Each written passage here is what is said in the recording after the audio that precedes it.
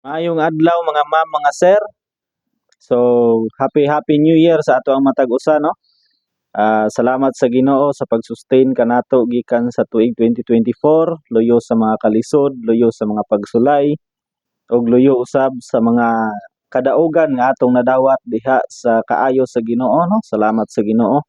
And karon tuig 2025 ato bangon ang tuig, uban ang kalipay, uban ang determinasyon sa pagpanginabuhi, uban ang pagpangalagad diha sa ato ang buhi nga Dios. Karon atong hinumduman sa pagsugod sa tuig 2025 ang maalamong pamaagi sa pagtigom sa ato ang kwarta no. Tungod kay dunay uban kanato nga naglisod no sa pagpanginabuhi, naglisod sa pagpangitag kwarta, naglisod sa ilahang sitwasyon karon o niadtong tuig 2024. Karon atong hinumduman nga kinahanglan nato motigom og kwarta. Ang pangutana, nganong kinahanglan man nato motigom og kwarta niining tuig 2025?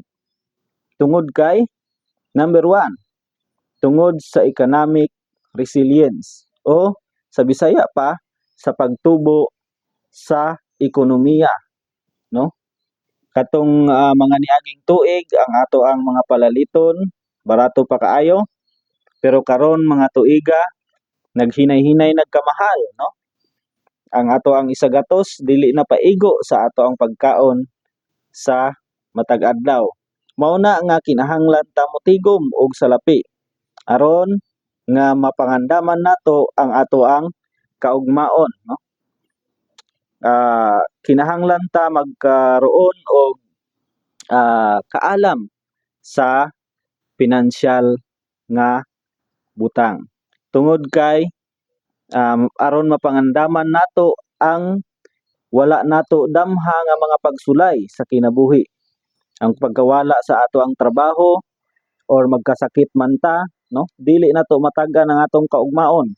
Mao nang kinahanglan ta magtigom og kwarta aron ug alang sa ato ang kaugmaon, ug alang sa ato ang kaayuhan. Ug tungod pod kay ang atong palaliton karon nagkamahal na. Number 2, achieving life goals. Kung doon naman tay plano sa ato ang kinabuhi, doon naman tay pangandoy sa atong kinabuhi, gusto ta mo retire sa batan-on pangidaron, so kinahanglan karon nga batan-on pa ta, ato nang huna-hunaon sa makadaghan. O kinahanglan nga atong ibutang sa atong alimpatakan nga kinahanglan tang mugtigom og kwarta alang sa ato ang kaugmaon. Og aron magkaroon ta og komportable nga kinabuhi diha sa ato ang matag usa ka personalidad. Achieving your dreams no, ato ang maakabot ang ato ang mga pangandoy sa kinabuhi nga dugay na natong gipangandoy og hangtod karon dili pa gyud nato makabot.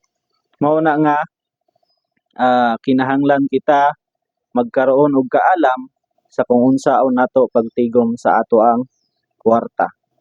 Number 3, wealth building no.